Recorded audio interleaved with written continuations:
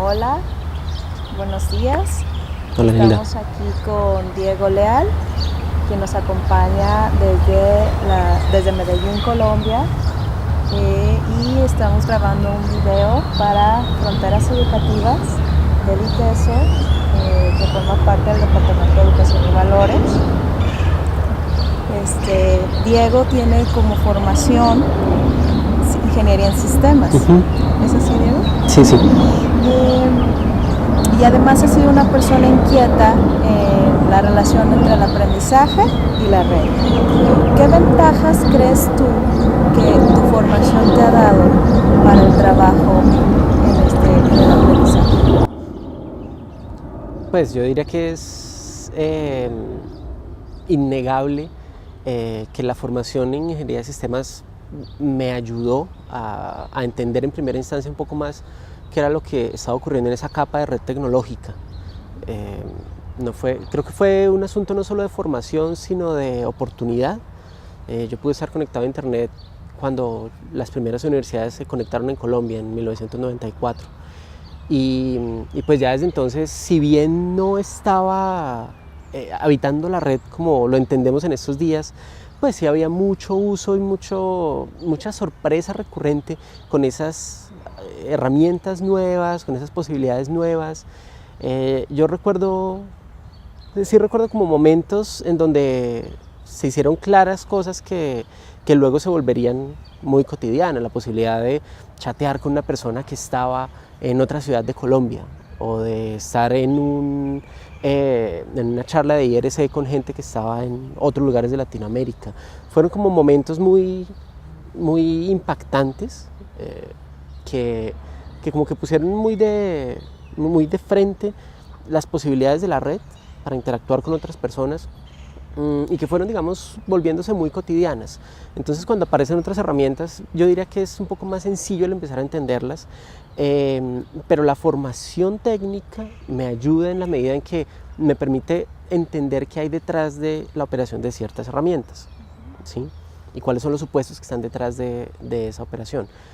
Eso frente a lo técnico, pero yo creo que tal vez una cosa que me resultó muy útil fue que cuando terminé mi pregrado, hacia el final del pregrado, empecé a trabajar en un laboratorio de investigación donde me vi en la necesidad de trabajar con personas de todas las disciplinas, con pedagogos, con diseñadores, con psicólogos, con antropólogos, y eso me obligó a empezar a tender puentes de lenguaje entre mi propia formación técnica y otras áreas.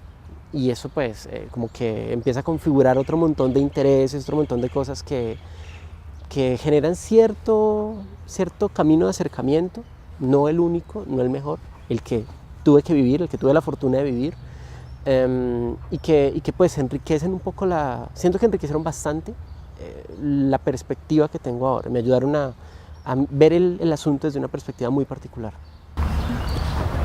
De hecho, ahorita me recuerda, con este relato me recuerda lo que escribes tú en tu blog, que es una pasión o es una inquietud tuya, esta búsqueda del aprendizaje mediado, ayudado, esta transformación del aprendizaje mediado o apoyado por las tecnologías. Entonces, como que alcanzo a ver el momento en el que hace el brinco, que es el momento en que hay esta interdisciplinaridad, ¿es así?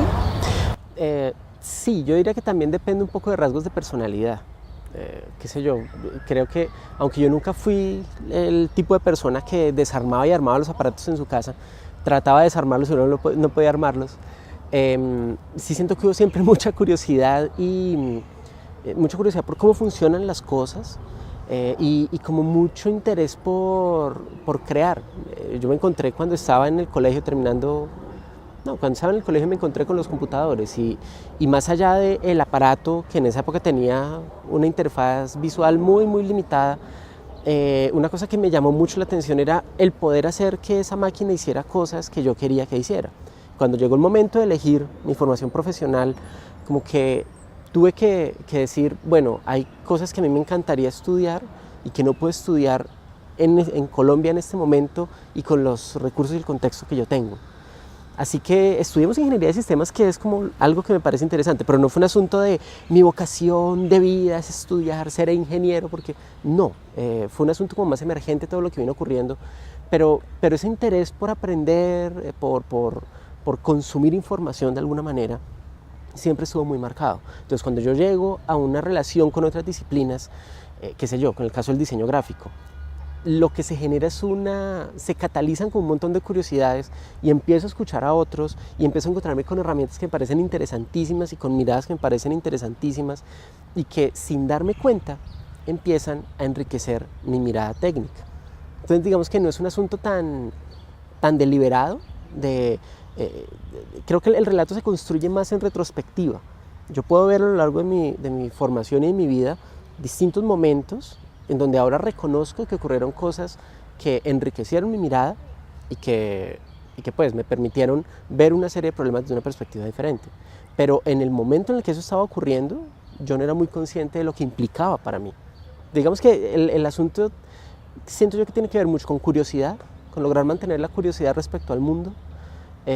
Y pues no sé, para mí creo que aprendizaje siempre fue una palabra muy importante y muy en relación con la curiosidad. Esas dos cosas creo que fueron bastante estimulantes y pues abrieron la puerta a generar esos diálogos que en retrospectiva son los que, digo yo, me permiten ver el problema desde cierto punto. Hubiera sido interesante mantener en ese momento el blog, ¿no? Sin lugar a dudas, sin lugar a dudas. Ahora, yo ya en esa época escribía para mí un poco. Yo tenía como un diario donde registraba distintas cosas, pero eran mucho más introspectivas. No era la relación de la tecnología, no, era un asunto mucho más introspectivo. Pero sin lugar a dudas, a mí me ayuda mucho el tener registro de esa época, de lo que estaba pensando, de lo que estaba sintiendo, de cuáles eran los problemas que tenía en ese momento y de cómo ese entorno se configuraba para catalizarlos, para ojalá resolverlos hasta cierto punto. Es muy útil tener ese registro y lo mismo pasa ya con el blog cuando lo tienes en formato digital. Es muy interesante regresar sobre lo que tú pensabas hace 5, 6 años y notar cómo se ha transformado tu mirada. Creo que nota uno que en realidad está cambiando y eso es muy, muy gratificante desde el punto de vista de aprendizaje. Claro. Bueno, pues esta ventaja que tú tienes al tener esta otra visión del aparato, de cómo funcionan las cosas, pues sin lugar a dudas ha ayudado a construir lo que ahora has logrado. Pensando en la última presentación, la que se llama 4 claves de lo que nos hace falta por hacer, tú mencionas 4 desafíos: de la enseñanza al aprendizaje, de la centralización a la distribución, de miradas fragmentadas a comprensiones globales y de la posibilidad a la realidad. Me gustaría preguntarte, desde el punto de vista docente, ¿cómo trasladas el foco de la enseñanza al aprendizaje? Bueno, creo que no está de más decir que yo, además de ser pues, ingeniero y haber hecho trabajo de investigación, también he sido docente durante mucho tiempo. Entonces, digamos que esas preguntas no surgen en un vacío, sino en una práctica inicial en la que yo trataba de experimentar con ciertas cosas, pero en donde a veces al final terminaba tratando de que los estudiantes entendieran lo que tenían que entender para el parcial, que era mañana. Y un poco en la lógica de qué va a pasar con las otras secciones de estudiantes donde los profesores ya hicieron tales cosas y yo no. Como que sufrí y viví de primera mano esta tensión de tener que cumplir un currículo y de pronto no poder tener una mirada mucho más comprensiva del proceso. Viví de primera mano los procesos de rediseño curricular en donde uno decía, bueno, esto nos lo hemos propuesto como objetivo, esto de qué sé yo, del sentido crítico. ¿Quién era el encargado de este tema? No era usted. No, eso lo tocaba a usted, ¿no? No. Ay, se nos quedó por fuera. Bueno, ¿y cómo lo vamos a hacer ahora? Y no sé, es como ha sido muy interesante siempre el ver de primera mano esos retos docentes, cómo los vivo en mi propia práctica y cómo siento yo poco a poco empiezo a percibir una serie de patrones en el entorno que cuando estaba más joven no percibía y que pues me generan ciertos convencimientos que se traducen en este momento en esas 4 cosas que tú mencionas. Puede que esas cosas cambien en el mediano plazo y sin duda hace 5 años yo no tenía la sensación de que eso fuera lo esencial, de pronto otras cosas eran importantes. Pero con eso dicho, al menos en mi experiencia, tan solo el hecho de empezar a escribir un blog y de tener un espacio de experimentación en donde puedo reconocerme como aprendiz, me recuerda como la importancia de enseñar con el ejemplo. Cuando yo hablo de la importancia de pasar del foco en la enseñanza al foco en el aprendizaje, a lo que me refiero es a que como docente, para mí, en lo personal, es una necesidad sentir que estoy aprendiendo. Porque si no estoy aprendiendo, pues el asunto se vuelve muy aburrido. Entonces cuando digo pasar de la enseñanza al aprendizaje significa no buscar cuál es la técnica que me permite comunicar o transmitir cierta información, sino cómo cómo fomento o facilito que quien está en su papel de estudiante aprenda, pero como yo también como docente aprendo. ¿Qué tipo de cosas puedo hacer que me permitan aprender? Que todos seamos aprendices. Digamos que siento que de eso es de lo que se trata, no de olvidémonos de la enseñanza porque la enseñanza está obsoleta. No ese es el punto. Es un asunto de foco. Como tal vez mencionaba en esa presentación, yo decía que era, pues, lo veo como algo similar a poner el dedo enfrente. Si yo pongo mi dedo enfrente y estoy observando mi dedo, pues todo lo que está en el fondo está desenfocado. Pero si yo cambio mi foco y empiezo a ver el panorama, veo una cosa mucho más amplia y todavía tengo enfrente el dedo que me recuerda algo importante. Digamos que yo veo el dedo como la enseñanza y lo que está en el fondo como el aprendizaje. Y mi sensación personal es que por diversas razones históricas hemos terminado muy preocupados por el dedo. Terminado muy preocupados por el árbol y no por el bosque. A eso se refiere también ese asunto de las miradas fragmentadas a las compresiones globales. Yo lo vi de primera mano. Mi misión es que el estudiante aprenda programación de aquí hasta acá y lo que viene después no es problema mío. Y todo ese asunto de la formación integral a veces está en el discurso y en los objetivos institucionales, pero con alguna frecuencia se queda por fuera del currículo formal que hay que ver. Así que el poder cambiar el foco tiene que ver también con empezar a problematizar, siento yo, un poco más el asunto de la docencia en un marco mucho más amplio y recordar que lo que hacemos o dejamos de hacer con nuestros estudiantes pues puede tener un impacto enorme en sus vidas y en el mundo que estamos creando. Eso no es un asunto necesariamente novedoso, es un problema que viene y que se ha discutido desde hace mucho tiempo, pero lo que me impacta en lo personal es que durante muchos años yo fui completamente ignorante de ese problema. Y yo hacía mi función como profesor y trataba de encontrar mejores maneras de enseñar, pero yo no tenía una perspectiva de problematización del asunto. Y miro en retrospectiva y digo, caramba, hay muchas ideas con las que fui completamente ingenuo, muchos documentos con los cuales me deslumbré completamente y no tenía el sentido crítico para observarlo de una manera mucho más meditada.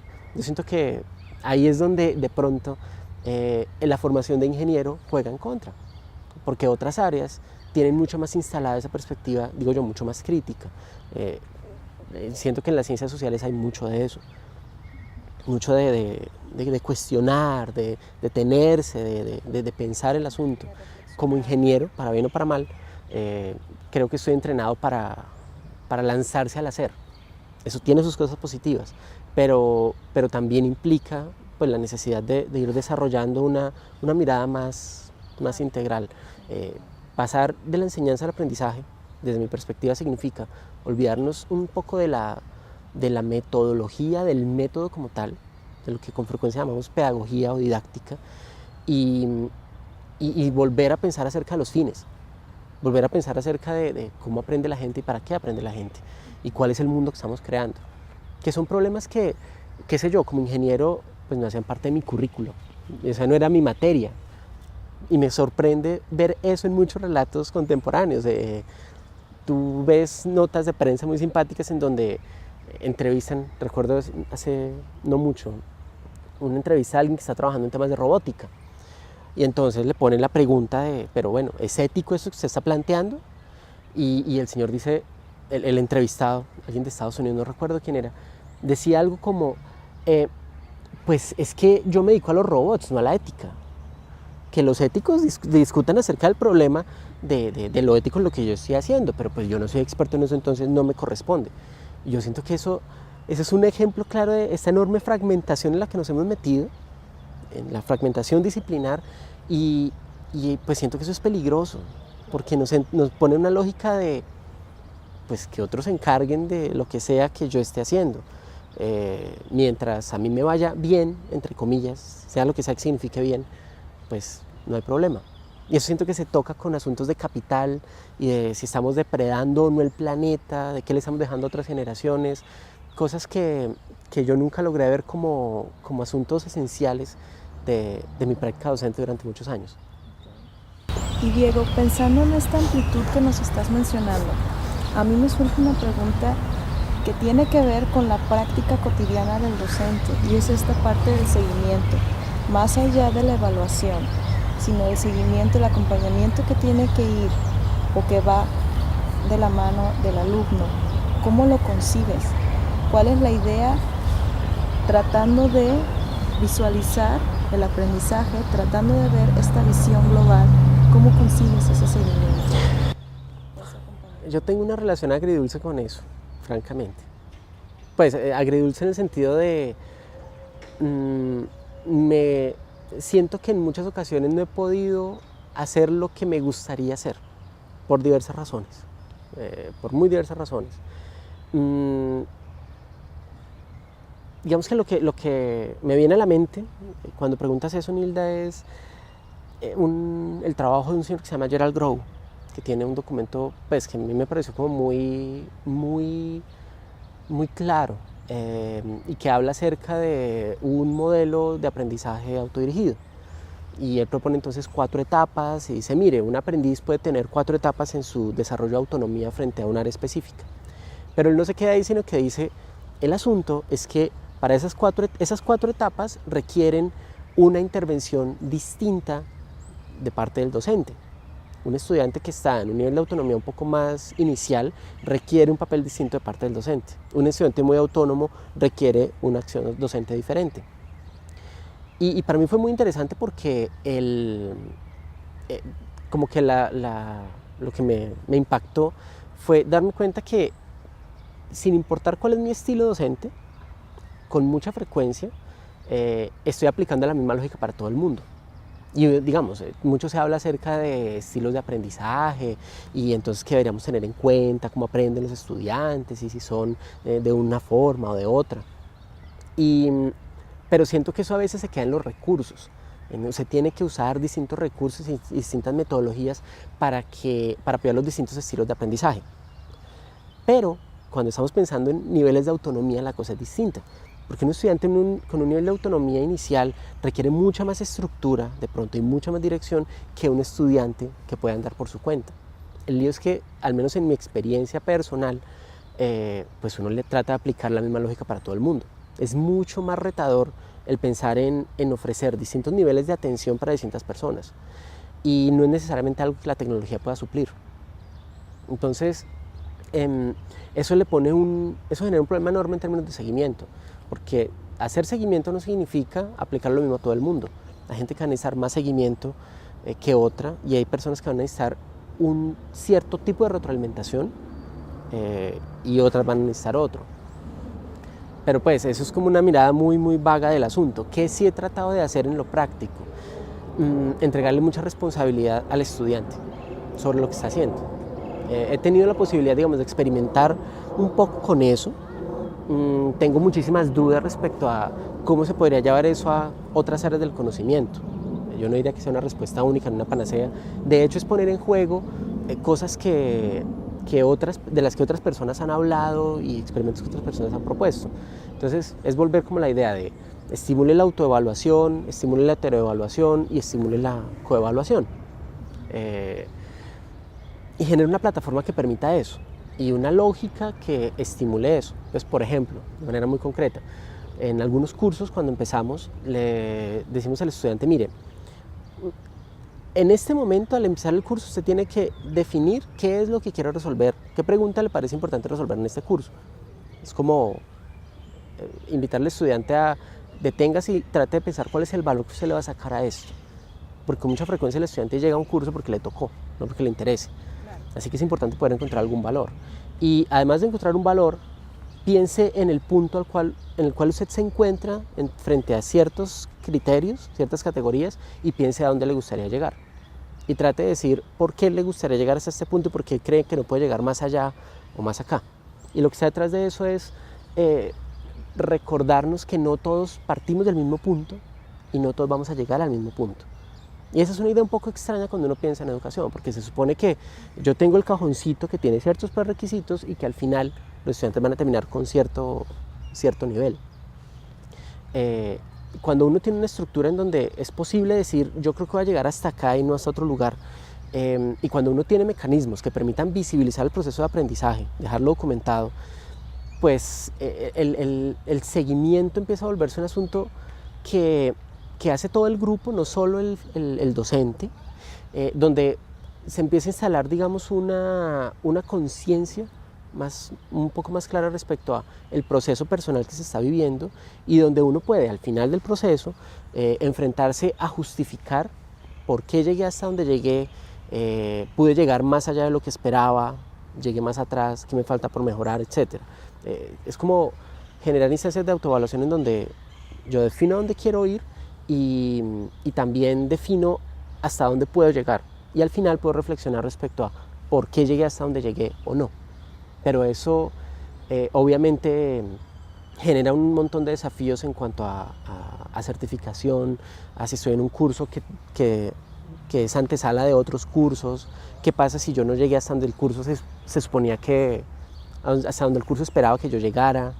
Son un montón de dudas, pero digamos desde los mecanismos de seguimiento sí hay mucho de entregarle responsabilidad al estudiante, de generar plataformas que permitan que todo el colectivo de estudiantes, y no solo estudiantes formales, sino de otros interesados de cualquier lugar del planeta, puedan intervenir, puedan estimular esa observación de lo que va ocurriendo y donde pues al final nos autorregulamos y decimos de manera responsable y sustentada, yo creo que en este curso yo lo apruebo o no lo apruebo por estas y estas razones. Yo creo que la calificación, si se quiere, que merezco aquí es tanto por estas y estas razones. Creo que ese es un reto, pero la experiencia que he tenido ha sido muy positiva, el entregarle ese control al estudiante. Encuentro o escucho un camino hacia la autoevaluación. Sí. Escucho un camino en donde tú ves el inicio, hacia dónde vas y debes ir evidenciando este proceso para después reflexionar sobre él. ¿Sí? Eso escucho. Y también hablas de esto que es cómo genero esta participación de otros pares para que abonen a esta percepción que yo tengo o abonen a esta evaluación que yo estoy haciendo de lo que aprendo. ¿Cómo generar estas redes más distribuidas de pares? ¿Cómo generar o cómo potenciar esta característica? Buena parte de la experiencia que yo he tenido tiene que ver con cursos completamente en línea. Y pues ahí necesariamente la tecnología entra. La gran duda ahí, siento yo, o el gran problema es qué tipo de tecnología puedo usar que posibilite, que haga factible ese entorno distribuido. Creo que en mi experiencia personal es un tema que se nos va quedando por fuera y que sobre el cual cedemos control y decisión sin tenerlo muy presente. ¿A qué me refiero con eso? A que con mucha frecuencia lo que ocurre es que la institución decide cuál es el sistema de gestión de aprendizaje que yo tengo que usar, pero no hay una discusión respecto a qué tipo de prácticas o qué tipo de posibilidades genera esa estructura que estoy usando. Me concentro en la tecnología porque siento que es un problema álgido en ese asunto. La tecnología modela las cosas que hacemos, de la misma manera que el espacio físico modela las cosas que hacemos. Es exactamente lo mismo, tiene que ver con, digo yo, todo con lo que McLuhan decía respecto a que el medio es el mensaje. el espacio en el que hacemos esa labor de aprendizaje tiene tanta incidencia como el contenido mismo de la experiencia de aprendizaje. Así que buscar esas plataformas pasa por buscar mecanismos que le permitan a cada estudiante, a cada participante, descubrir su propia voz. Y digo yo, descubrir la propia voz es algo que no se logra fácilmente en un foro de discusión, dentro de una plataforma, dentro de un LMS, por ejemplo. Porque en un LMS uno puede hacer lo que habitualmente ocurre en el salón de clase, ocultarse detrás de las opiniones de otro. Por eso, en estas experiencias que yo he tratado con las experiencias que he realizado hasta ahora, tiene un foco muy importante el uso del blog. Porque es que cuando cada persona tiene un blog que tiene que mantener, se está viendo obligada a encontrar su propia voz. Y eso no es un proceso fácil. No se trata de que con cierta tecnología el asunto quede resuelto. Uno tiene que instalar como mecanismos que le permitan a cada persona tener un espacio personal donde controla su información, donde expone su perspectiva y generar mecanismos que recopilen esa información, la redistribuyan hacia todo un colectivo que compone lo que llamamos el curso o el taller o lo que sea, y que facilita el inicio de conversaciones distribuidas entre las personas. Hay una cosa que yo no quisiera dejar de mencionar, es que cuando uno tiene una plataforma de ese tipo, uno como facilitador está perdiendo control. Uno no va a estar al tanto de todo lo que está ocurriendo, pero digamos que ahí hay como un voto de confianza de autorregulación de la red, y el papel que uno empieza a jugar en un entorno de ese tipo es más de tratar de ver cuál es el panorama general que se está configurando, cuál es la discusión macro que está emergiendo, para tratar de influenciar sobre ella.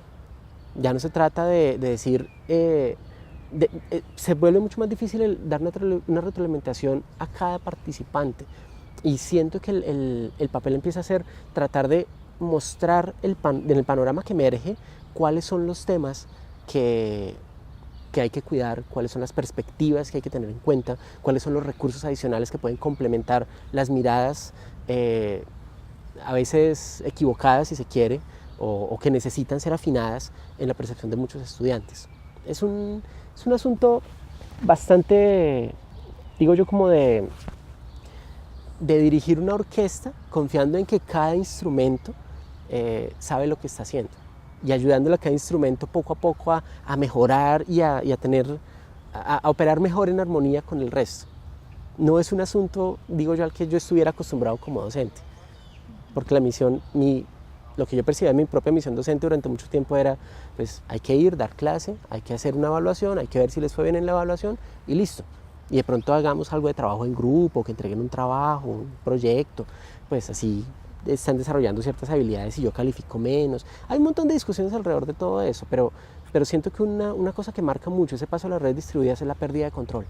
Y eso genera obviamente muchas preguntas que no están resueltas necesariamente todavía. Me gusta, y yo te escribiría un quinto desafío: el cambio del docente a agente social de cambio. Sí. El movimiento del docente al cambio social, al agente social de cambio. O sea, te escucho y es un papel distinto al que tenemos o hemos de alguna manera aprendido. Me identifico con eso.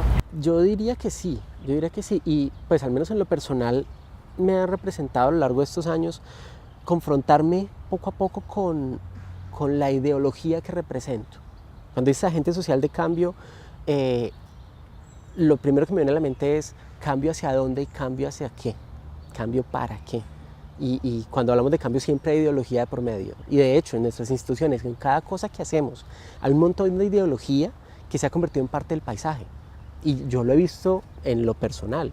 Para mí hubo un montón de cosas que eran parte del paisaje, de corte completamente ideológico, y que ahora me inquietan profundamente. Entonces cuando uno piensa en ser agente social de cambio, coincido con eso, creo que un gran reto está en empezar a confrontar cuáles son las cosas en las que creo, por qué, y por eso me gusta usar mucho esta frase de Gandhi con la que cierro a veces algunas presentaciones: debe ser el cambio que quieres ver en el mundo, porque cuando uno pone en esa perspectiva, necesariamente tiene que pensar en cuál es el cambio que quiere ver, y cuando uno empieza a aclarar cuál es el cambio que quiere ver, inevitablemente confronta todas aquellas cosas en las que cree. Creo que ese es un reto enorme para cualquier docente, que a veces se nos queda por fuera en la carrera de cumplir con un currículo específico, pero que siento que es esencial para el futuro. Pues Muchas gracias, Diego, te agradecemos mucho esta entrevista. No, Nila, muchas gracias a ustedes por la invitación.